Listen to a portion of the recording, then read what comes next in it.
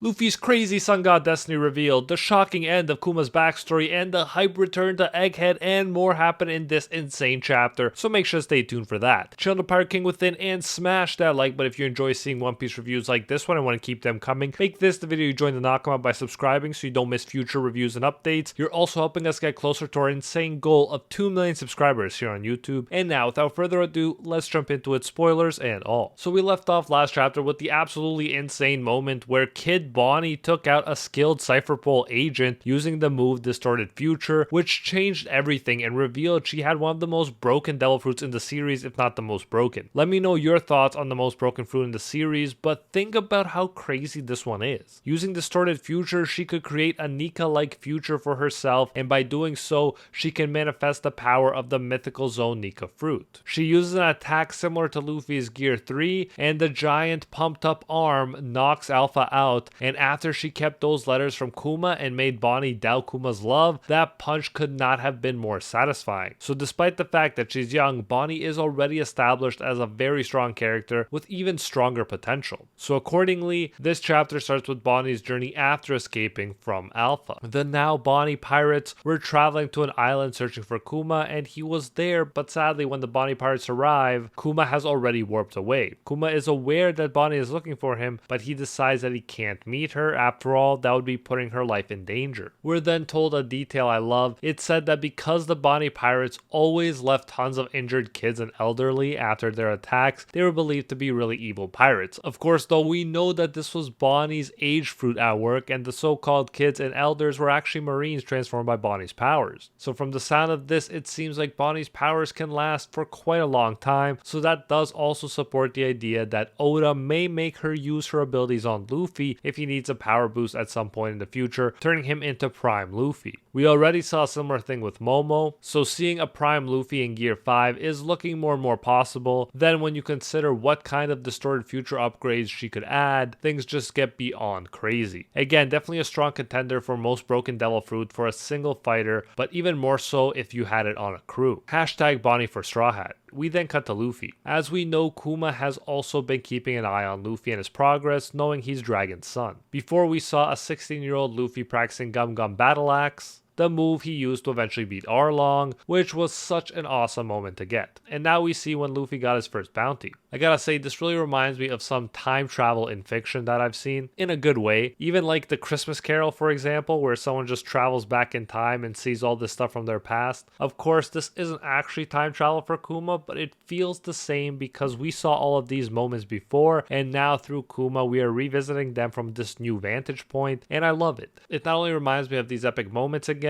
but it lets us appreciate them more knowing everything we know now. We also see Ace, Jinbei, and Sabo's reactions as well. After that, during the Enies Lobby incident, Kuma visits Vegapunk in Egghead Island. Vegapunk shows him an army of pacifistas being produced, and they talk about the Enies Lobby incident. Keep in mind, Dragon told Kuma not to talk about Luffy because a child is a parent's weakness, as he said. But he does tell Vegapunk since Vegapunk will find out either way through his memories. Thus, it's useless to hide. Vegapunk, for his part, can't believe Luffy is Dragon's son. Now Luffy is special to him since he's obviously close to his father, Dragon too. I love how Oda just keeps fleshing out all of these character dynamics and relationships. Even though we've been hearing about Vegapunk for so long and Luffy just met him, it turns out they actually were connected and had history in multiple ways. And we got a similar thing with Kuma. Who would have thought this character would be so deep and lovable when he was first introduced? Anyways, Kuma says it's curious how a boy with rubber powers is going against the world government, just like the legendary Nika. And Vegapunk laughs, saying that's true. So already Kuma is touching on Luffy's sun god destiny, but it will get much more specific and much crazier later on. We then jump to the Thriller Bark incident, and we see it from Kuma's point of view. In other words, Kuma sees the Straw Hat crew fighting Moria. And after the incident,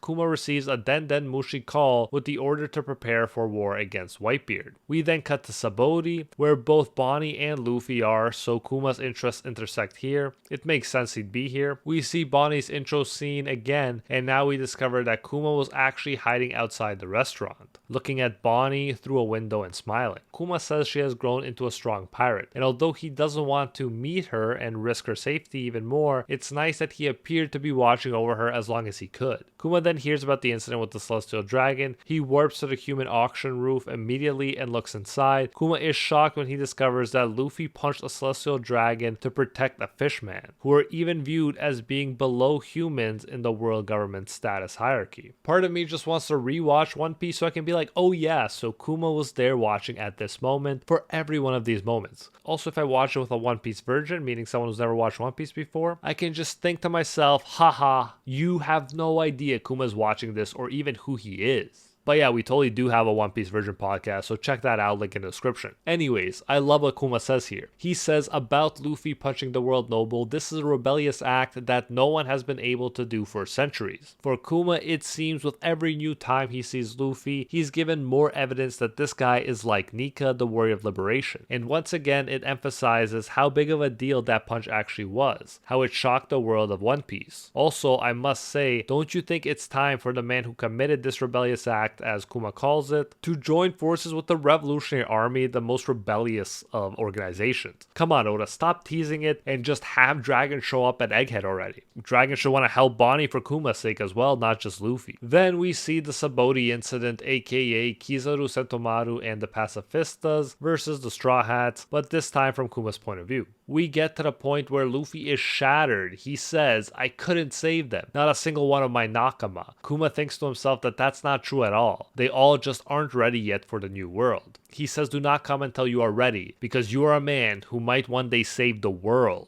end quote. And so yes, we finally come to the point where in black and white, even Luffy, the guy who seemed to always just do his own thing and not care about being labeled the good guy, is being positioned as the person destined to save the world here. Now, is that kind of predictable for a battle shown in manga? Yes, but I respect in the sense that saving the world just seems to be a byproduct of Luffy being Luffy. He's not like, I'm gonna save the world. He's just gonna end up accidentally doing it, so to speak, while pursuing his own dreams.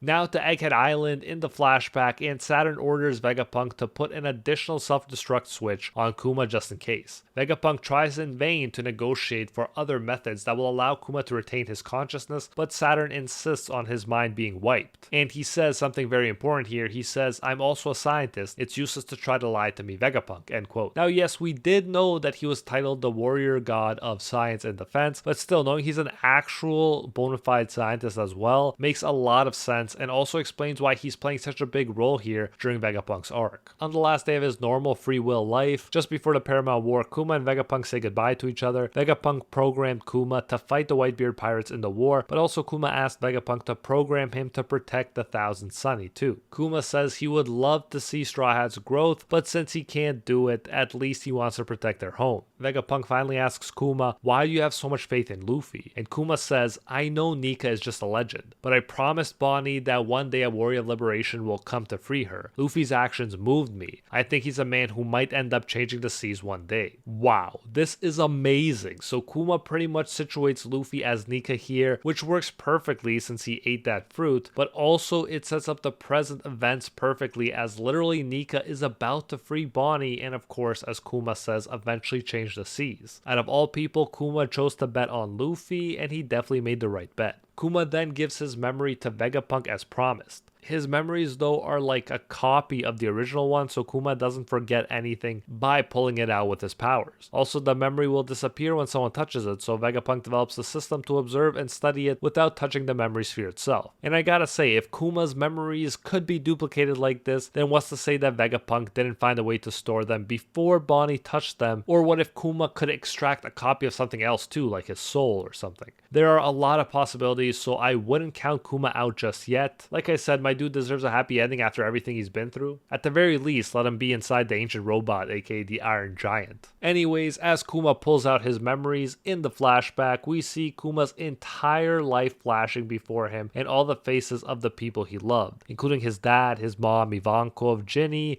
and of course, Bonnie. Then in a very emotional scene, we see Vegapunk pulling a machine's lever in tears. Totally reminds me of a Frankenstein creating Frankenstein's monster kind of situation here, but obviously more emotional. The machine starts to erase erase Kuma's consciousness. There are rays of light shining on Egghead, just like in Kuma's church when he took damage from people. All of the scientists and Setomaru are praying and saluting together. And getting scientists to pray is just always an impressive feat. It goes to show how great of a character and person Kuma was. The flashback then ends, and in the NICU room, we see that the sphere with Kuma's memory is gone and Bonnie is crying on the floor. The chapter ends with Kuma's final words that he asked Vegapunk to tell Bonnie. Kuma says, and I quote, "Happy 10th birthday, Bonnie," end quote. And wow, this has got to be one of, if not the best backstories in One Piece. The way it fleshed out Kuma's character and set up the present events is just insane. I never thought I'd care so much about Kuma, but thanks to this masterful backstory, I do, and same goes for Bonnie. And if you enjoyed this one, then you won't want to miss my recent video about Zoro and Sanji's Devil Fruits. Link on screen right now. Like and subscribe to help us reach 2 million subscribers here on YouTube, and I'll see you in the next one.